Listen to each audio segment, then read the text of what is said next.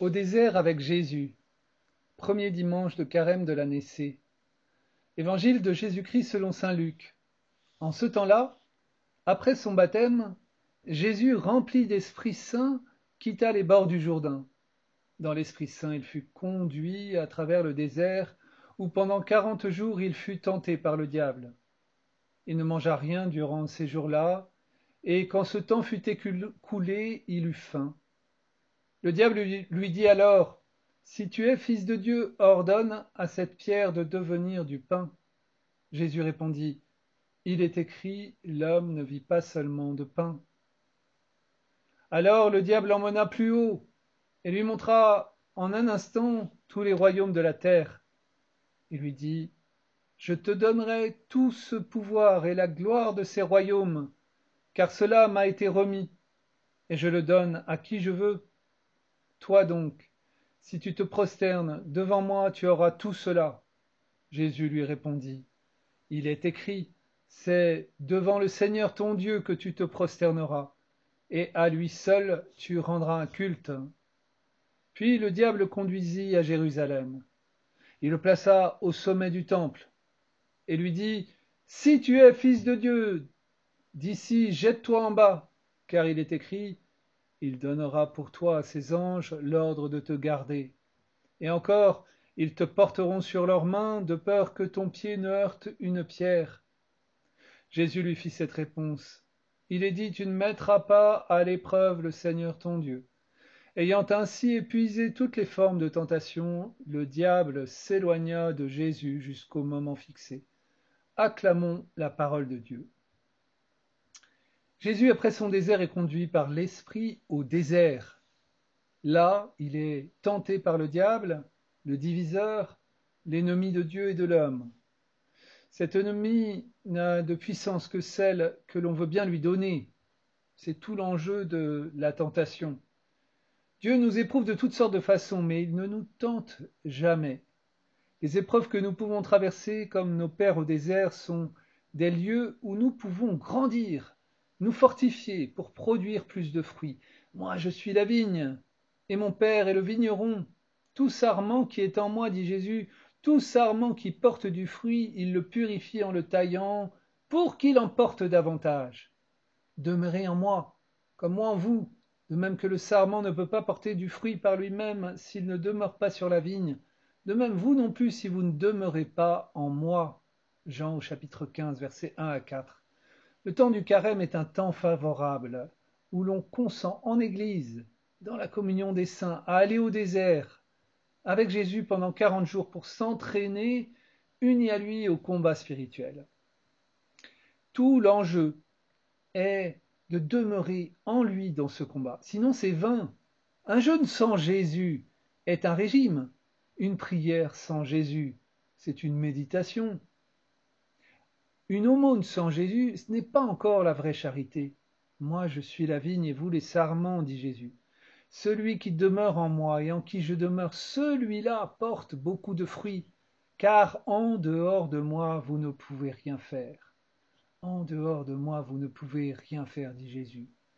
L'Esprit nous conduit à grandir en Jésus pour porter plus de fruits.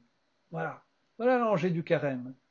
Grandir en Christ pour porter plus de fruits. La vie comporte tout un lot naturel d'épreuves. Pourquoi donc, pendant le carême, s'imposer soi-même des efforts de carême, c'est-à-dire une forme d'épreuve supplémentaire, de privation? C'est pour demander au Seigneur de nous fortifier, justement dans ces épreuves du quotidien. C'est comme le nécessaire entraînement d'un sportif pour gagner une épreuve.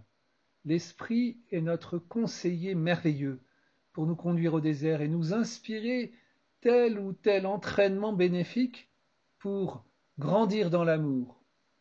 Tout petit ou grand sacrifice accepté par amour du Christ et uni à lui dans le jeûne, la prière et l'aumône vont me fortifier pour renoncer au mal et porter plus de fruits. Le baptême nous ouvre à une vie nouvelle, une vie de fils de Dieu en Christ. Cette vie de fils est mise à l'épreuve tout au long de notre vie, comme ce fut le cas pour Jésus. Jésus a eu besoin de ce temps d'épreuve au désert pour se fortifier dans le combat de sa mission de fils de Dieu. Il a voulu aussi rejoindre l'épreuve du peuple de Dieu vécu au désert pendant 40 ans, avant d'arriver en terre promise, et celle des hommes de tous les temps, ma propre épreuve.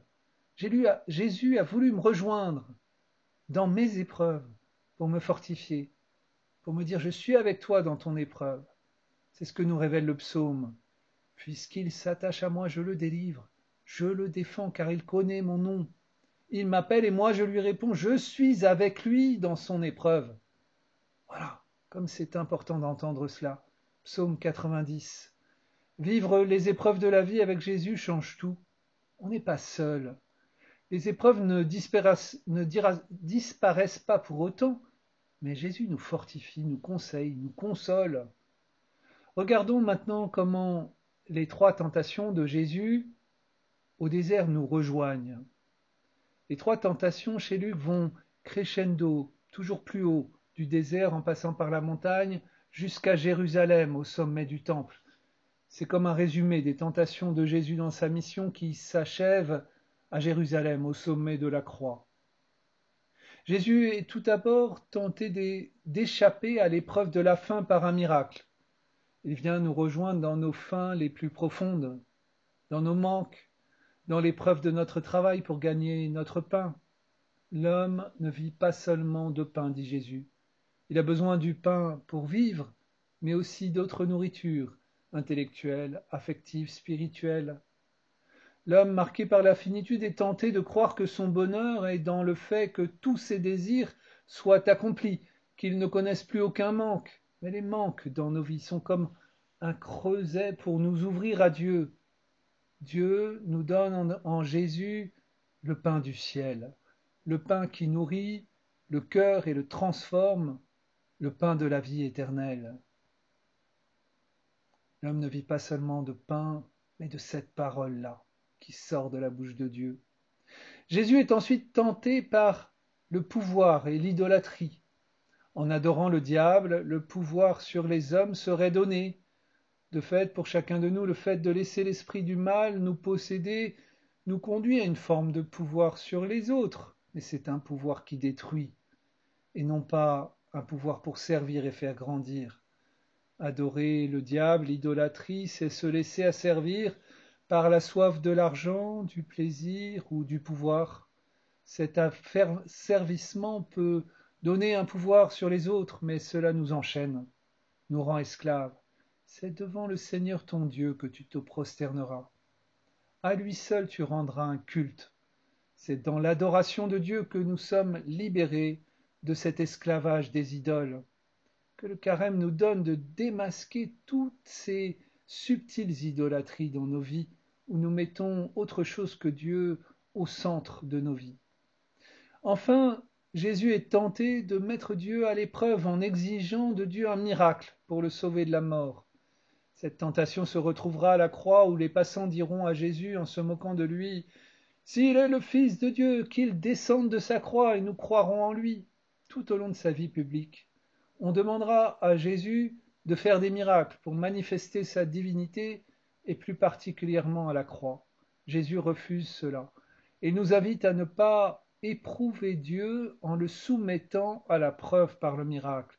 Je croirai en Dieu s'il te fait ceci ou cela. C'est très différent quand notre foi est éprouvée, de dire humblement Seigneur, j'ai foi en toi, mais viens en aide à mon peu de foi. Que l'Esprit nous conduise chacun au désert en ce carême, pour nous fortifier dans tous les domaines où nous en avons le plus besoin. Entrons dans le combat de Dieu, comme dit la liturgie, pour nous convertir et croire à l'Évangile. Le défi que nous pouvons prendre cette semaine, bien entrer dans le carême en donnant une plus grande place quotidienne à la prière, au jeûne et à l'aumône. Bon partage!